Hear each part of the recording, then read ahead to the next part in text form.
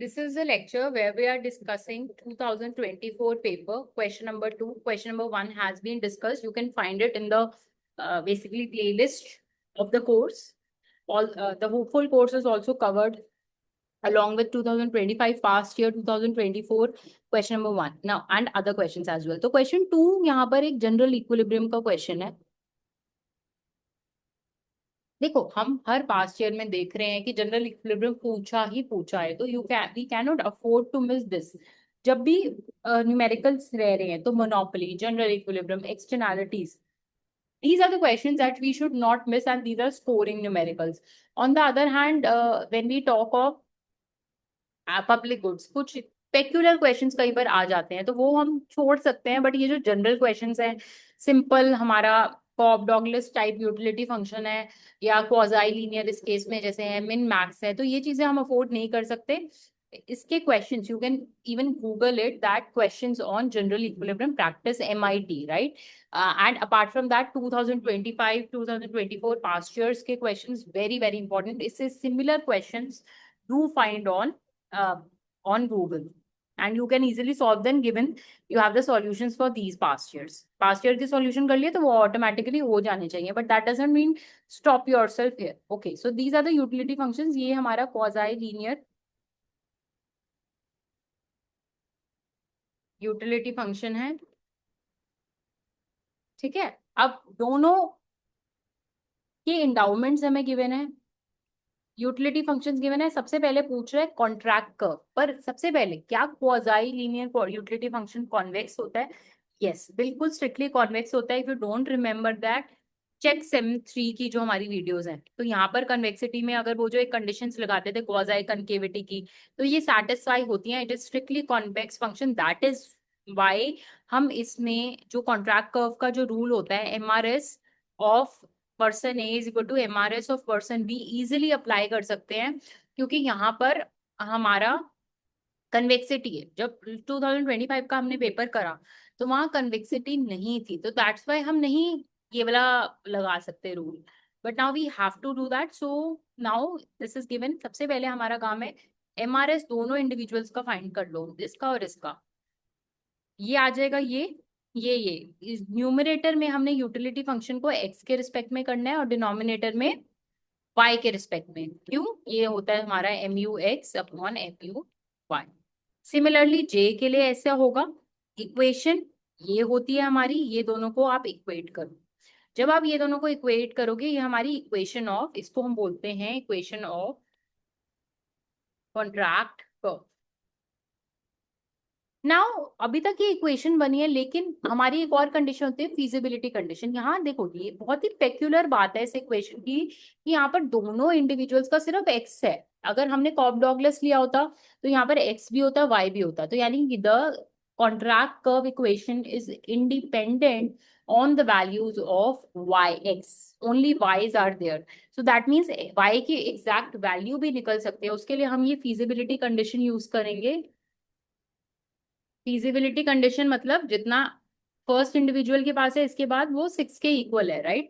अब यहाँ पर yj की जगह आई कैन पुट दिस. आपने पुट करा 3yj, इसको सॉल्व करोगे ये हो जाएगा 3yg is equal to 6. yg की आंसर आ जाएगा हमारा 2. उसकी तरह ये कैसे निकाला?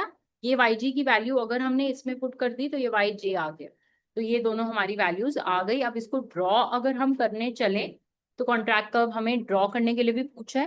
देखो सबसे पहले कॉन्ट्रैक्ट कर्व में दो इंडिविजुअल्स हैं, ये और ये. सबसे पहले इसका जो x का जो लेंथ है वो क्या है? 10 के इक्वल. इसका जो y है ये कितने किसके इक्वल है? 6 cube. This is the total quantity of good. I will show you. ये क्या है? 6 इसके पास है, 4 इसके पास है, तो टोटल x की वैल्यू कितनी है? 10. 4 इसके पास है, 2 इसके पास है, तो टोटल y की वैल्यू कितनी है? 6. y की वैल्यू 6. ये अब इसके पास g के पास कितना x है? 6. j के पास कितना x है? 4, राइट. तो यहाँ पर इसकी g के पास कितना y है? 2. j के पास कितना y है? यहाँ से 4. तो यानी हमारा जो इंडाउमेंट है वो मैंने रेड पॉइंट से मार्क करा है, ये हमारा इंडाउमेंट ऑलरेडी है. लेकिन हमारी जो कॉन्ट्रैक्ट कर्व है उसकी इक्वेशन ये है, राइट. तो yg हम मार्क करा 2, वाई जे मार्क करा 6, ये आप ज्वाइन कर दो, ये हमारी कॉन्ट्रैक्ट कर्व है। यहाँ पर अगर हम आईसीज बनाएंगे तो क्योंकि ये क्वाजाई लीनियर फंक्शन है, ऐसा बनेगा आईसी, राइट। अब पार्ट नंबर 2 में हमें इक्विलिब्रियम पूछा है, ऑब्वियसली इक्विलिब्रियम प्राइसेस पूछे हैं, इक्विलिब्रियम एलोकेशन है, जनरल इक्विलिब्रियम का क्वेश्चन है, स्टैंडर्ड न्यूमेरिकल है। देखो जब भी जनरल इक्विलिब्रियम का होता है और दो कंज्यूमर्स होते हैं, दो मार्केट्स होती हैं, तो हमें पता है कि निकालने के लिए हम एक प्राइस को 1 एज्यूम करते हैं, और इन्होंने भी क्वेश्चन में करा है कि पीएक्स को इन्होंने बोला आप न्यूमरेटर गुड मानो 1 एज्यूम करो। नहीं भी बोला होता तो कोई तरीका ही नहीं है कि दोनों प्राइसेस निकल पाए, आपको एक गुड के प्राइस को 1 एज्यूम करना ही पड़ेगा, दूसरे गुड के प्राइस को पी एज्यूम कर लिया। अब क्या करा है, हमें पता है, हमने इंडिविजुअली देखना है, अभी दोनों मार्केट्स में नहीं जाना। जी पर्सन के लिए एमआरएस किसके इक्वल होगा, P X by P Y, P X की वैल्यू क्या है 1, पी वाई की वैल्यू क्या है पी। आपने ये सॉल्व करा, ठीक है, इसको वाई जे हमें गिवन था, ये हमें गिवन है, ये आ गया हमारा आंसर। उसके बाद हमने क्या करा, इस इक्वेशन को बजट लाइन में रखा।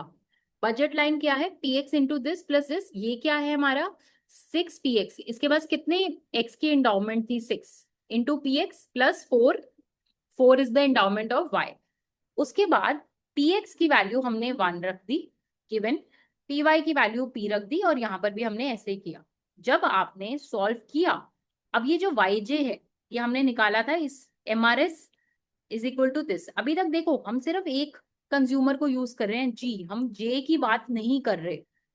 यहाँ डाला इसकी जगह, ये सॉल्व करा तो ये एक्स जी की वैल्यू आ गई। उसी तरह जे कंज्यूमर के लिए जब हमने निकाला तो वाई जे की ये वैल्यू आ गई, सेम प्रोसीजर से एक्स जे की भी वैल्यू आ गई। तो जो हमने जी के लिए करा वही सेम हमने जे के लिए करा, दोनों के डिमांड फंक्शंस हमारे पास आ गए।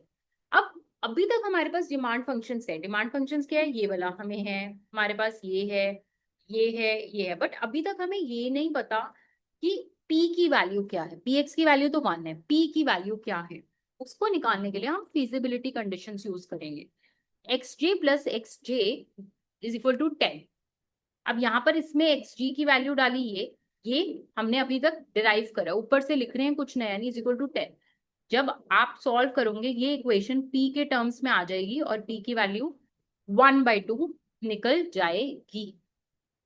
अब हमारे पास पी की वैल्यू है, तो हमने क्या करना है, ये जो डिमांड फंक्शंस हैं इनमें पी की वैल्यू 1/2 डाल देनी है, तो this we get the values. इससे हमारे पास ये, इसको हम बोलते हैं वॉल्ट्रेसियन इक्विलिब्रियम। पी की वैल्यू 1/2,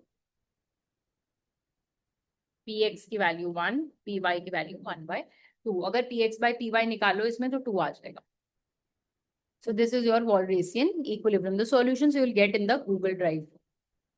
Next आ रहा है, what is the difference between monopolistic competition and perfect competition in the long run? Simple unit 3 का question है, as it is refer to lecture number 7. You will get diagram जरूर include करना है, 6 number का है। Difference बोलेंगे तो उसमें गिवन है, एक हम एक टेबल भी बनाएंगे, टेबल बनाने से मार्क्स ज्यादा मिलेंगे, डायग्राम भी बनाएंगे इस वाले क्वेश्चन में। This finishes your question number 2. Kindly do not miss the general equilibrium questions of 2025 paper of and more questions. ठीक है, in the next video we will discuss question number 3 that will be available on the channel.